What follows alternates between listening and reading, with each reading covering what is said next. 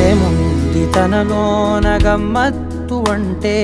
అది దాటి మత్తేదో ఉందంటూ అంటూ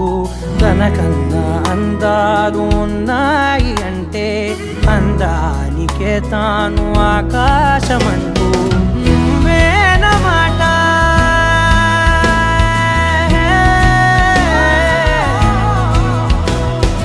నువ్వేనమాట వినకుంటే మనసా తానేని మాట వింటుందా ఆశ నా మాటలుసా నేనెవరో తెలుసా నాతోనే ఉంటావు నన్నే నడిపిస్తావు నన్నాడిపిస్తావే మనసా మనసా మనసా మనసార బతిమాల తన వలలో పడబోకే మనసా పిలిచా